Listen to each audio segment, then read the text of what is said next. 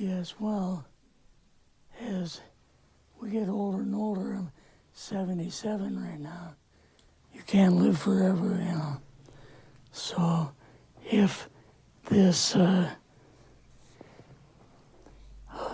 procedure I'm going to have to clean the blood doesn't work, then I've got probably a few more months to make it before my kidneys shut down, you know. So that's kind of why I'm kind of going along with the interview at this time. You're seeing that what you went through is just too important for people not to know about. Yeah. Yeah. Can you just, can we start at the beginning with your military career and just walk through what exactly your experiences were? Was drafted into the military and got into the U.S. Army. After that, I was sent to the Signal Training Center in eastern United States. What year would this be? 58. I went through the Signal Training course. And at that time, I went through the radio teletype course and also the cryptography course, crypto. They had 5 instructors that were getting out of military service. So they pulled the top 5 students, and I was 3rd in the class. So I got pulled as an instructor. Now, were you at this time also working yet for CIA? No. Not yet? No. After one day, my boss came to me, and he said, how would you like to, make some extra money? And I said, oh, money is good. So he's explained to me that he could put it through, would have to get a top secret White House Q clearance for the job, And I thought, boy, must be a pretty exclusive thing, And I said, well, what is this?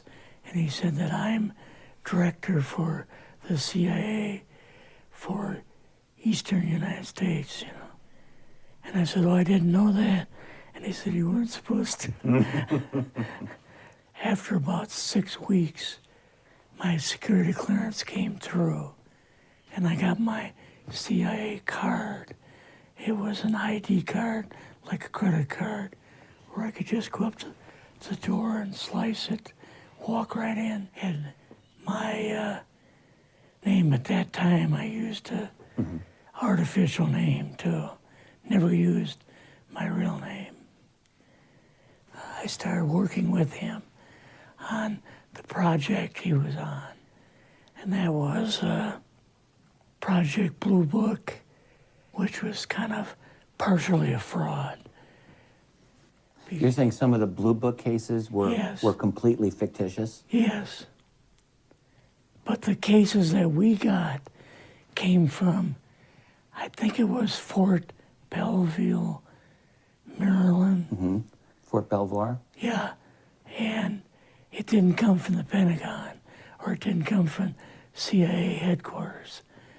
But we would get reports about a certain sighting that they had in Mexico or Italy or something like that.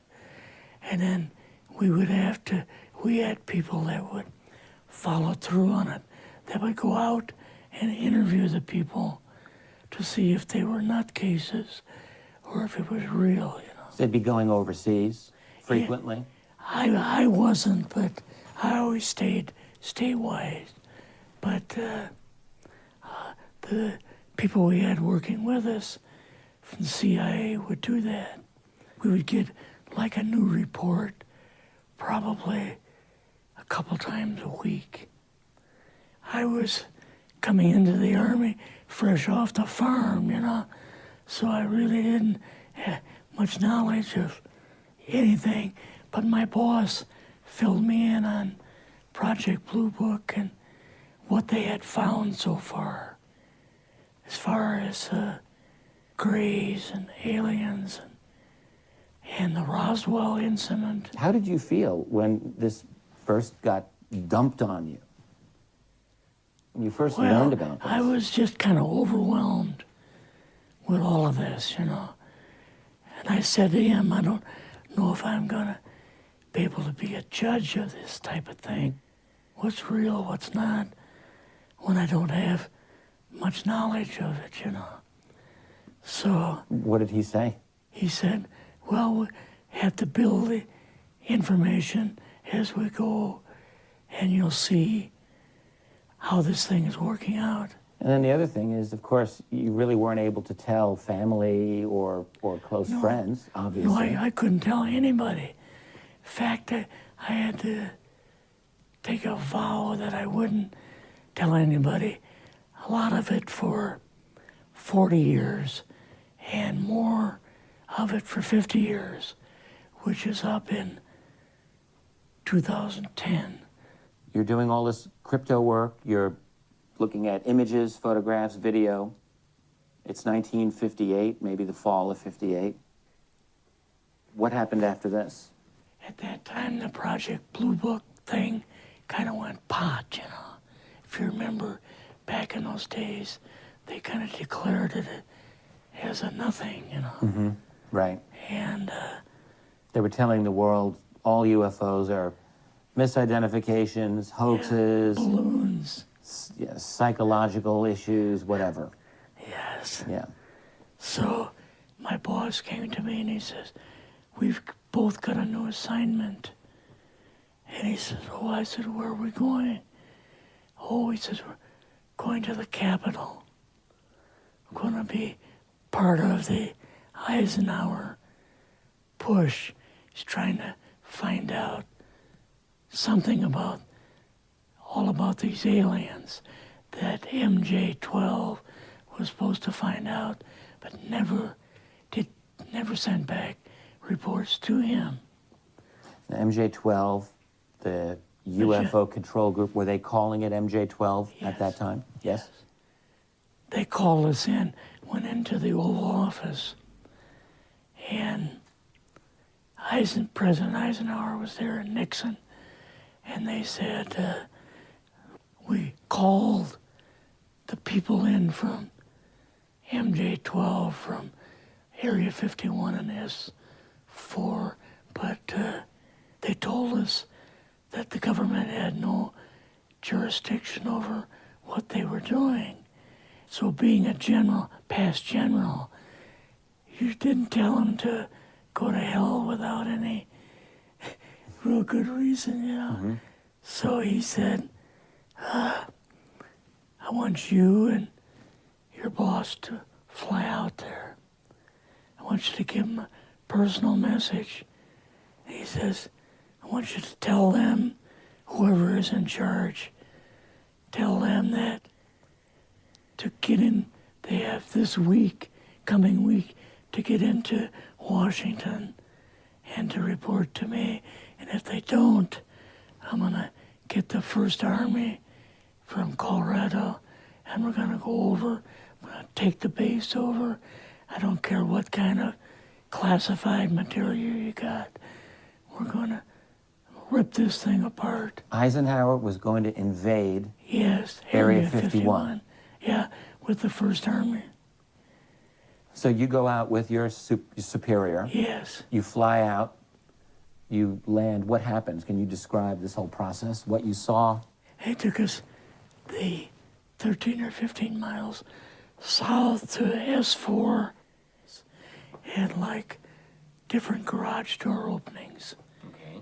And in these garage door openings, they had like different saucer crafts. The very first one had the Roswell craft in. It was kind of crashed up, but apparently every alien died except for a couple. So you see the Roswell craft, and what are some of the others that you see? Well, the Roswell craft was really strange because it looked like real heavy aluminum foil. We could rock next to it, and you could rock it. The whole thing probably weighed 150, 300 pounds. Could they tell what the source of power was of this craft? Yeah, it was like a reverse gravitational thing of some kind. In fact, one later on, I got the mathematical code for reversing gravity in a 3x5 card. I guess there are different types of grays and so on. How did you see that evidence? Well, at the later on at S4, we viewed the autopsy film, and then the colonel said, "What we've got in here is we're interviewing a gray alien." All right, right there. How did you feel at that moment? Well, I thought, boy, we had no idea we were going to see the real thing. All we saw was film. You had to have a little bit of heart racing at that Yes. moment. My boss was able to go in and had a partial interview with him. So what did this gray alien look like? Could you describe him a little bit? This one looked a little bit oriental. So I'm just wondering if it looked almost human, what about this didn't look human? No, it didn't look human as far as the skin tone and basically the shape of it and the size. How was its head size compared with a normal human, for example? Brain was kind of a little bit bigger. And some of the nose was very, very small. And the ears were just like holes. Mouth was very small. Now, why were they bringing you out here at all, anyway, to see an alien? What was the point? To go back and tell the president they actually had one. So he did not know at this point No. if there was an alien at S4. No. What did you do then at Area? Were you done, or did you have other things to do with Yeah, S4? so basically we were kind of done, went back to Area 51. They took us into the main building, and there we saw a U-2, which of course we didn't know existed. And a model of the SR-71. Yeah, the Blackbird. So, but like I mentioned earlier, it was not a model of the current Blackbird, It's an earlier version. but an early version. Did you go directly to Washington after this? Yes. Or did you go somewhere else? How did they get, did you fly We regular airline or? We flew back to the commuter plane back to the air base, and then took President Eisenhower's Lockheed Electra back to Washington. You and your supervisor, Yeah. superior officer, and now you're meeting with the president? Yes. Can you describe this? Well, we met with him in, the second story of the old OSS warehouse building. And Eisenhower and Nixon were there, and also Hoover was there. So he asked us what was going on, and we told him about the alien, the whole situation, and the black projects and so on. And he was just totally shocked. He appeared for the first time to be worried. You know, like he was worried. I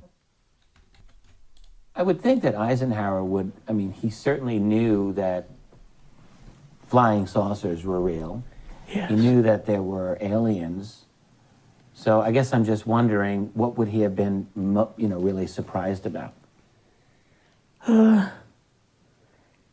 Surprised about the black programs. Eisenhower said, got to keep this thing completely secret. You know, can't talk about this. Your actual name is, I mean, the name you grew up with, that was a different name than what you had in the... I never used it in the CIA at all. Now, what about today?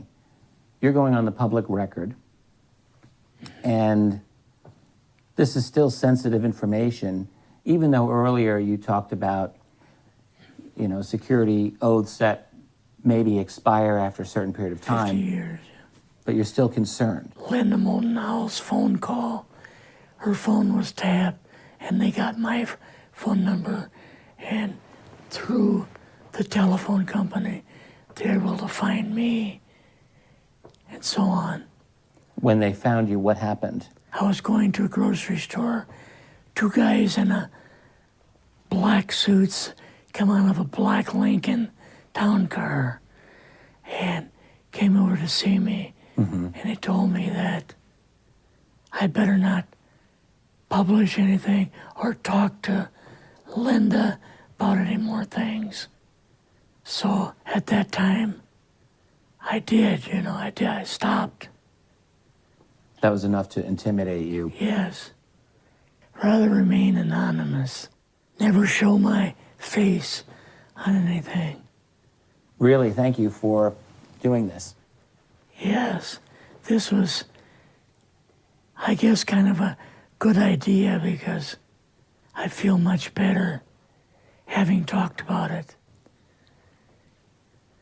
I kind of feel like there's a load off my shoulders. Really? Because I had an awful lot of secrets that I had kept over the years. Największy idiotyzm, moim zdaniem, w ogóle nie mówić tego. I ja myślę, że to przez tego typu działania daleko zaszło, bo oni sobie rozwinęli sieć kontroli i rozwijają dalej. Także no, gratulacje dla tych geniuszy. Jak się podobało, łapka w górę.